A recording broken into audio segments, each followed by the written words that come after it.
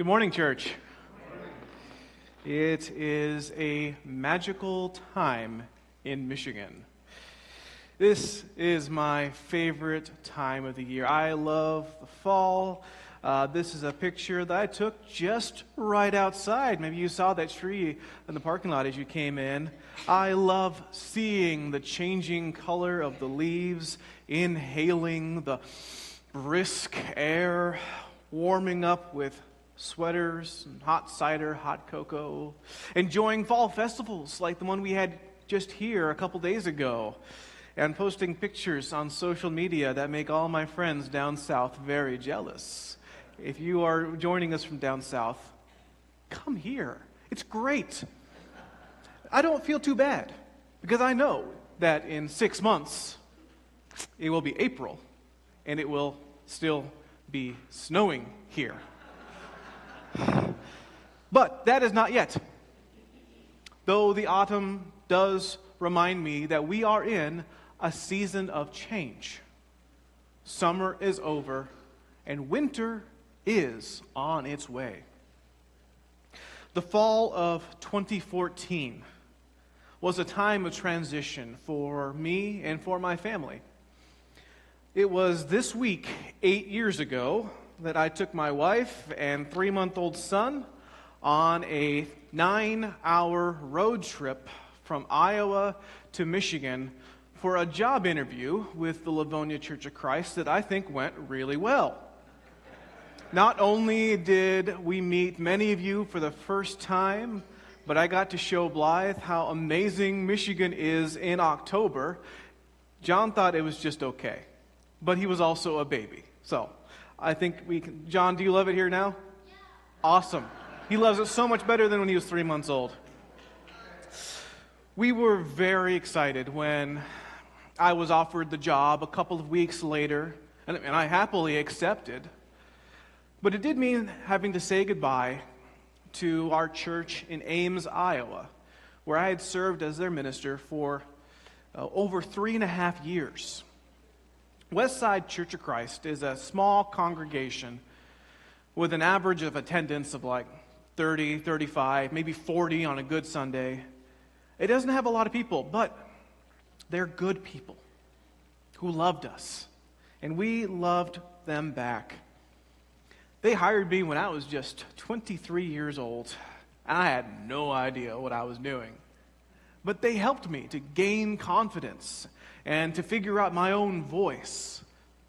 I improved in time, but until then, they had to sit through some pretty rough sermons. Blythe can tell you about that. But in other parts of the ministry, I also learned a lot. I made mistakes. I tried to start new programs that didn't work out. I planned events to which no one showed up to. But they encouraged me through it all. And when I made that announcement that I was leaving, they were sad, but very understanding and excited for what came next for us, even if they weren't sure what came next for them. They deserved more than just 2 weeks' notice from me. And so I didn't start here until January of 2015, so I could spend a couple of months finishing my ministry in Iowa and helping them to start the search for a new minister, as well as to help make sure they're prepared for that interim period, because they too had a transition ahead of them. So with that in mind, my very last sermon was from the book of Numbers. Obviously, right? Numbers is a book that has a reputation of being, boring. I mean, it sounds like a math textbook, but it doesn't deserve that reputation. I mean, sure, okay, there are a lot of census reports, and yes, there are plenty of numbers, but there's also a really important story that was being told. It's part of the greater story that we are going through as a church, part of this lengthy series simply called The Story, that is guiding us through the Bible from Genesis to Revelation. But the story doesn't end there. but continues on to today. This is our story too.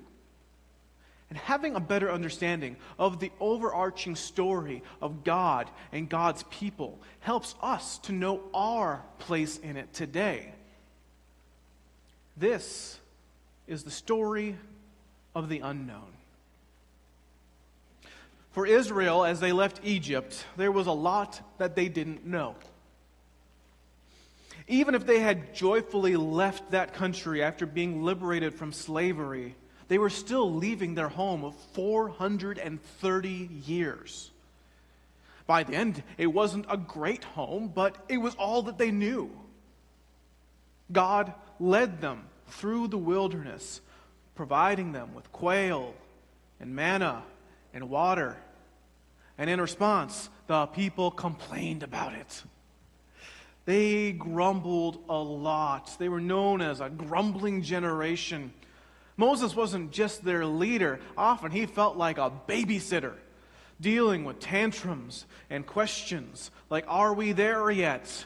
That 9-hour road trip, fortunately, John was just 3 months old. He didn't ask that question, but we felt it by the end. Are we there yet? Are we there yet?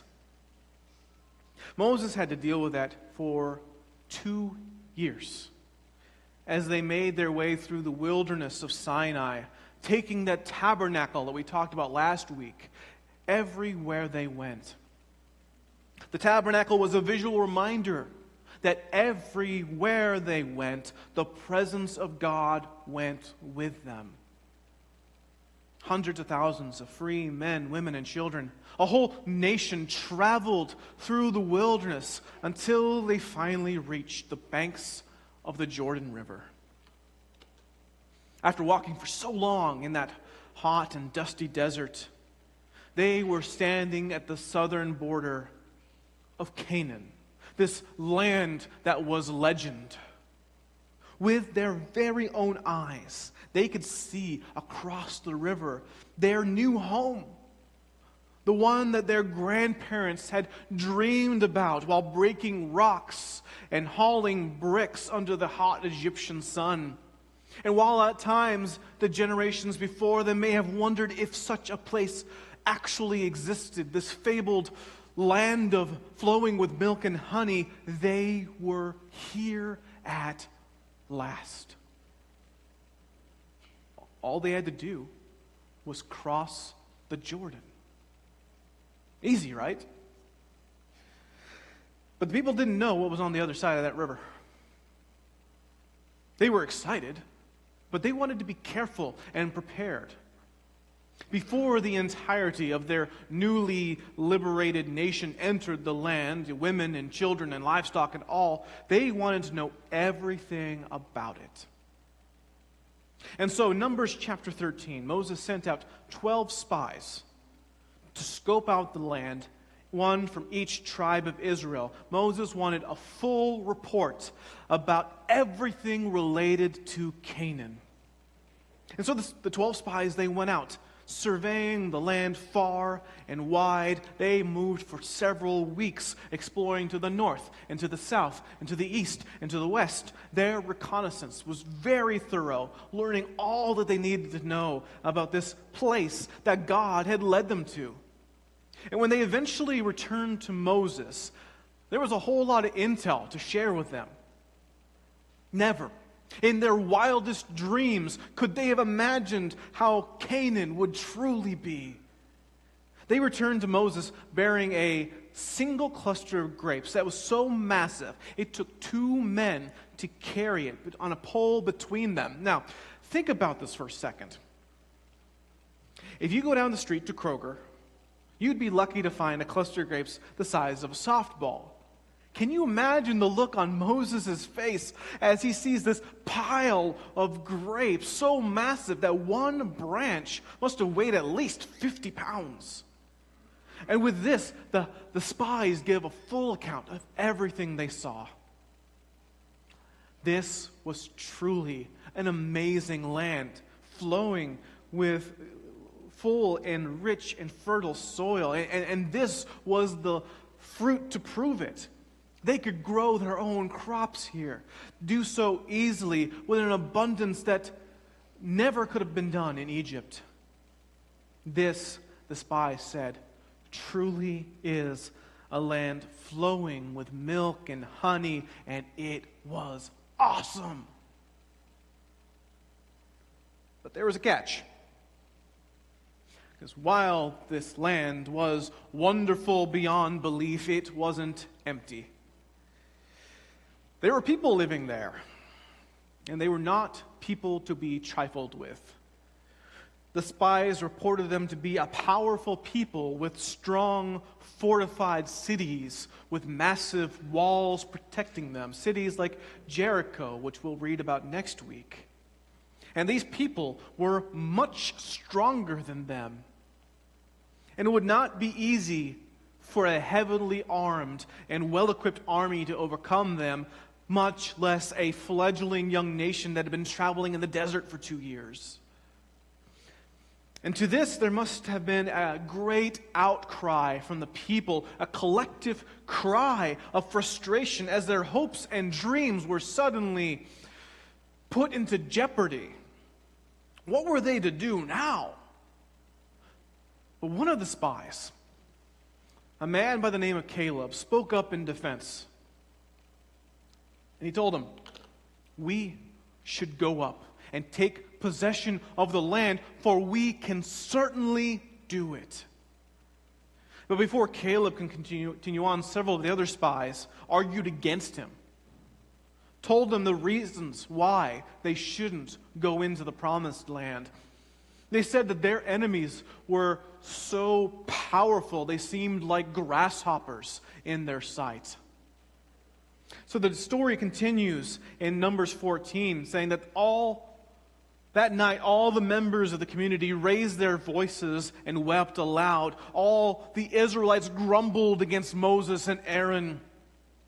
And the whole assembly said to them, "If only we had died in Egypt, or in this wilderness. Why is the Lord bringing us to this land only to let us fall by the sword? Our wives and children will be taken as plunder. Wouldn't it be better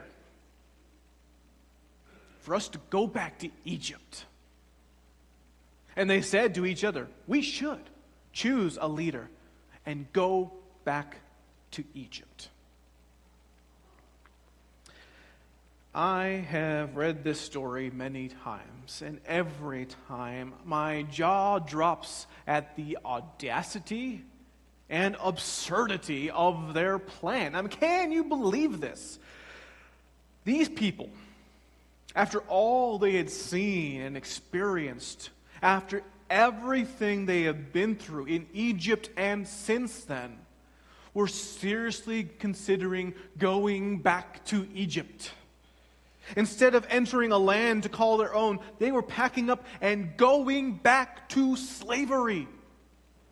Moses and Aaron simply couldn't believe what they were hearing, and they fell face first before the whole community. And Joshua and Caleb, the two of those spies, joined them in tearing their clothes, distraught at the decision of their community. Has everyone lost their mind? Is everyone on crazy pills? They couldn't believe it. Go back to Egypt?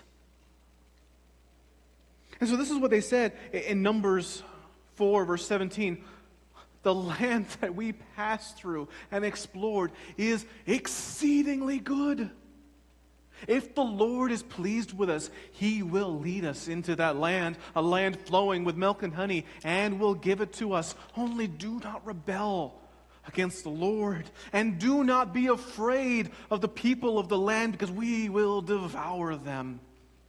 Their protection is gone, but the Lord is with us. Do not be afraid of them."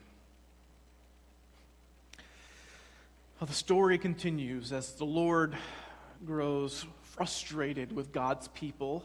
And can you blame God? I mean, God had answered their cries, delivered them from their oppressors, doing many miraculous and wonderful things on the way. But now they decided that they can't trust God to lead them into the land that God has provided for them. How long will they continue to refuse to believe me? God told Moses in exasperation. And it took a lot of arguing for Moses to convince God not to wipe them out then and there, just do a little bit of the fire and brimstone thing. Well, fortunately, Moses won out, and God relented, but this was not without consequences. God would make good with the promise to give this land to Israel, but it would not be to the disobedient, grumbling generation who chose not to cross into it. The people would wander through the desert for 40 years until that entire generation died. Then their children and grandchildren would be given a second chance to cross. And as we'll see, they did. And next week we'll read about how Joshua and Caleb led the people into victory. But for that generation that looked and chose not to go, I have to wonder why. They were so close. What stopped them? Why didn't they cross the Jordan? Their greatest weakness and obstacle was that they were blinded by their fear. Actually, I think it's more accurate to say that their vision was blurred. As they looked back on their time in Egypt, they could no longer see how horrible their lives were under the Egyptian oppression. But instead, they saw us going back to Egypt as a better option than the Promised Land. Because of their fear, they could no longer see the powerful signs and wonders that God had already given to them. And it was their fear that kept them from crossing the Jordan, seeing only danger and the unknown, and not seeing that God was protecting them even still. It's easy to criticize Israel. But we have to admit that it is easy to want to go back to what we know, even if it's metaphorically Egypt. We like what we know, what's comfortable, even if we know it isn't good. But if we are to go where God is leading us, we must not be afraid. We also must not be foolish or hasty. The people were right to not rush in, but waited months for the spies' report, and that was wise. We have to do our due diligence and discernment as we determine what God's will is for us, what God is leading us into. But every step of the way, in every time of transition, we must trust and we must have faith. We have a choice. Do we trust God enough to let God lead us?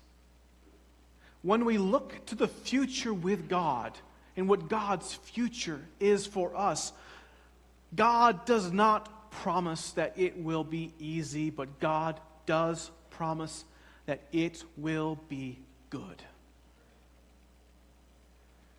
And as we look to the future, we have to remember that the future isn't for us. That's what I think we can really criticize this generation of Israel for, because they were thinking of themselves, but not their children, not their grandchildren. They thought they were protecting their children by trying to take them back to Egypt, but God stopped that from happening. And I think that's what this punishment highlighted. They wouldn't enter the promised land, but their children and grandchildren would. God wasn't going to make them live in slavery in Egypt when they could be free. As a church and as a community, as God's people today, we have to consider the future that we are giving to the next generation. I think this is a reminder we have every Sunday. As we look at our children here on the stage, we should imagine, what does God have in store for them? What are we giving them? And what are we leaving them to deal with? God is leading us today into tomorrow and into days that we ourselves may not see. We must plant trees whose shade we do not expect to sit. Are there rivers that we can cross, risks that we can take, and sacrifices that we can make if it means a better future for the youngest among us and for those who are not yet born? Do we have faith that God has something good in store for them, even if we may not live to see it ourselves? God has been with us. God is with us. And God will be with us. Do not be afraid. I still keep up with my church in Iowa. I read their bulletins every week, read their prayer request list. The last 8 years since I preached my last sermon there haven't been easy for them. They did hire a new minister eventually, but he didn't stay for long. And then COVID hit. And like all churches, including ours, it has been extremely difficult. And they considered selling their church building at one point, closing their doors, like many churches have sadly had to do. But they have decided to keep going. They don't have elders, they don't have a minister, they don't have a secretary, they don't have a custodian. But they have each other. They don't know what lies ahead for them, but they do know this. They will face it together. And no matter what comes their way, God will be with them. And they have no reason to be afraid. This is true for them, just as it was true for Israel, and just as it is true for us. And I wish I could go back to Iowa someday and tell that to them in person. But I know that they already know, just as I know that you already know. And yet I will tell you once more, just as God's people have been reminded over and over and over again throughout this story. The Lord is with us. Do not be afraid. Can we say this together? The Lord is with us. Do not be afraid. Church, we have to believe that.